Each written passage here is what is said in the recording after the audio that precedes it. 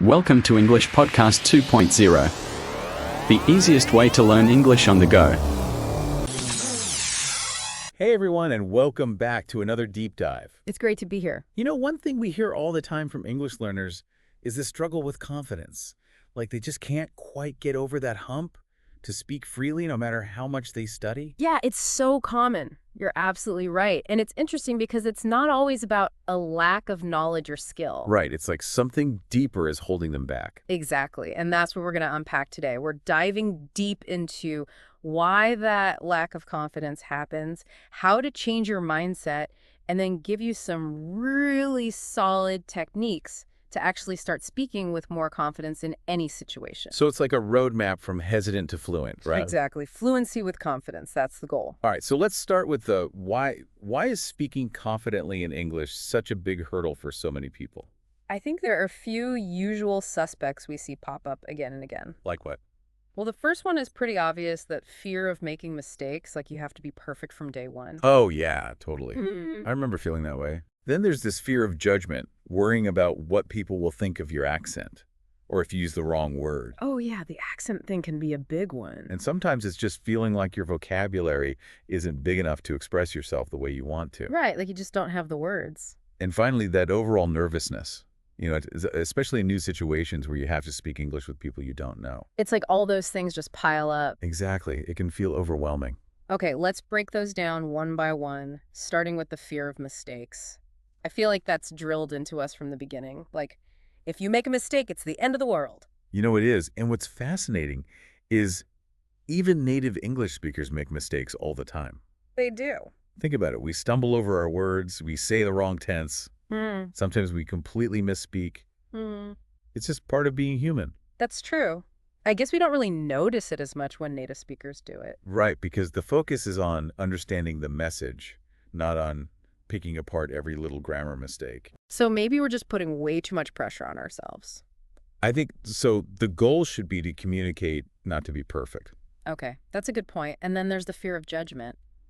I think this one can be really tough because it feels so personal. It is. It's that worry about being laughed at or misunderstood or, just not sounding good enough. Exactly. And that can totally shut you down.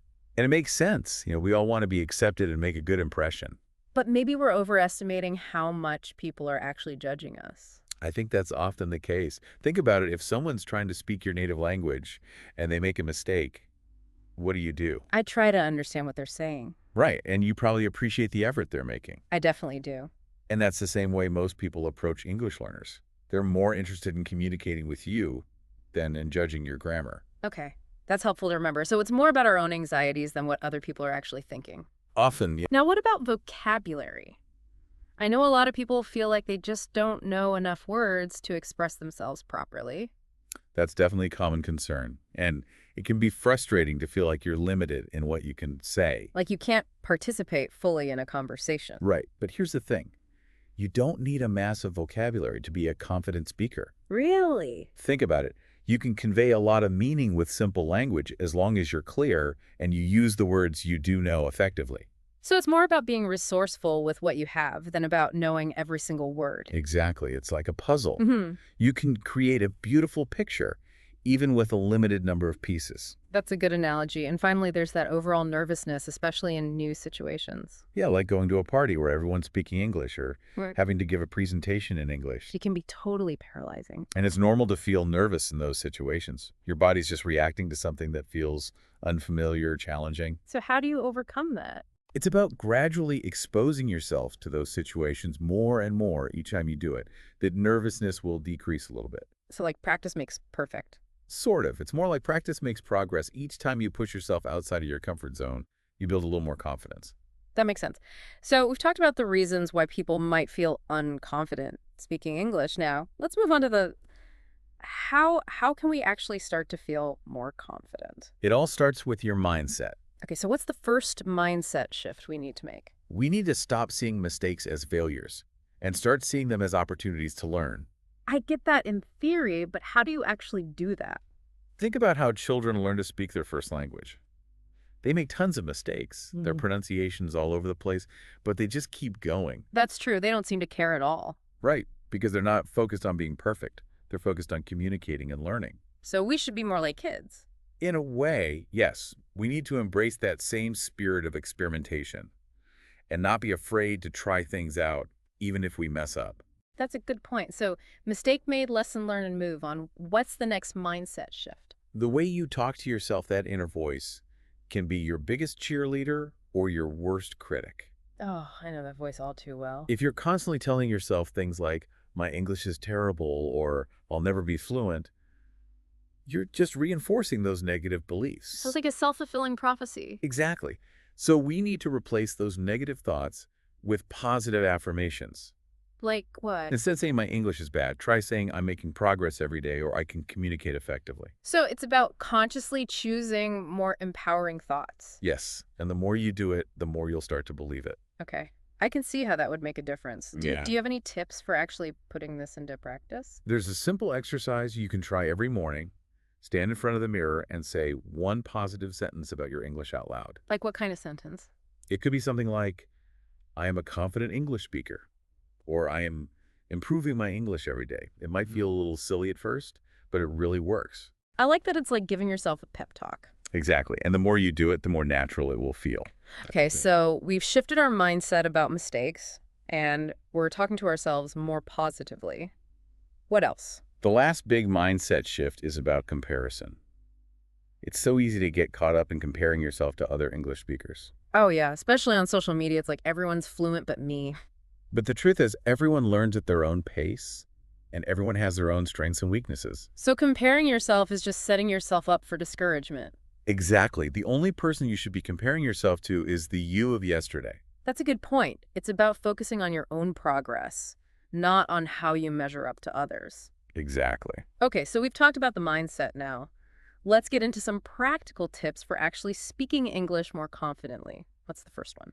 Practice, practice, practice. It sounds obvious, but it's the most important thing you can do. But what if you don't have anyone to practice with? You can practice by yourself. Just talk out loud in English about anything. Describe your day. Narrate what you're doing. Read a book out loud. So it's about getting comfortable with the sounds of the language? Exactly. The more you speak, the more natural it will feel. Okay, what's the next tip? Keep your sentences short and simple, especially when you're starting out. So don't try to get too fancy. Not at first. Clarity is more important than complexity. So like instead of saying, I would like to inquire about the availability of a table for two, you could just say, can I get a table for two? Exactly. Much simpler and just as effective. Okay, that makes sense. What else? Don't get too hung up on grammar while you're speaking. You mean it's okay to make mistakes? Yes, of course, everyone makes mistakes. The important thing is to keep the conversation flowing. So don't stop and overthink every sentence. Right. If you're constantly worrying about grammar, you'll lose your train of thought and sound less confident. So fluency over perfection. Exactly. Okay, good tip. What's next? Pay attention to your body language. Well, how does that affect your speaking confidence? When you stand up straight, make eye contact, and use gestures, it makes you look and feel more confident. So it's about projecting confidence even if you don't feel it yet. Exactly. And sometimes faking it till you make it can actually help you feel more confident. Interesting. Okay, and the last tip. Slow down and breathe. Really? When we're nervous, we tend to speak too quickly, which can make us stumble over our words and sound less confident. So taking a deep breath and slowing down can actually make us sound more fluent. Exactly. It gives you time to think, and it makes you sound more in control. Okay, I like that tip. It's easy to remember. It is, and it can make a big difference. So we've talked about general tips for speaking confidently now. Let's talk about specific situations like talking to strangers. Okay, so let's say you're in a shop and you need to ask for help. I always get nervous in those situations. Remember to keep your sentences short and clear, and don't be afraid to ask the person to repeat themselves if you don't understand something. That's good advice. What about group conversations? Those can be tough. They can be. The key is to listen more than you talk, and to contribute short, relevant comments when you have something to say. So you don't need to dominate the conversation. Not at all. Just showing that you're listening and engaged is enough. Okay, and what about formal situations, like job interviews? In those situations, preparation is key. Practice your answers to common questions beforehand, and focus on speaking clearly and slowly. So it's about managing your nerves. Exactly. And remembering that everyone gets nervous in those situations. Okay, now let's talk about how to deal with nervousness in general. I know that's a big one for a lot of people. It is. But the good news is that nervousness is totally normal, and there are things you can do to manage it. Like what? First, remember that most people are not judging you as harshly as you think they are. They just want to understand what you're saying. That's good to remember. And remember that mistakes are part of the learning process. Everyone makes them, so don't beat yourself up about it. So be kind to yourself. Exactly. And practice in supportive environments, like with friends or in a language exchange group. Where you feel safe to make mistakes. Exactly. And finally, replace those negative thoughts with positive affirmations. Like, I can do this. Exactly. You got it. Okay, we've talked about a lot today. What are the key takeaways you want listeners to remember? I think the most important thing is that confidence comes from practice and from having a positive mindset. So it's not something you're born with, it's something you develop. Exactly. And everyone can develop it with the right approach. So what's one small thing listeners can do today to start building their confidence? Talk to yourself in English for 5 minutes. It doesn't matter what you talk about. Just get those words flowing.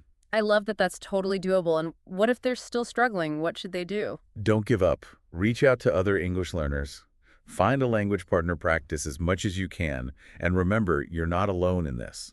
That's a great message. Thank you so much for sharing your expertise with us today. It's been my pleasure. Remember, everyone, keep practicing, keep learning, and keep believing in yourself. You've got this. That's all the time we have for today's Dupe Dive. Thanks for listening, and we'll see you next time. Bye, everyone.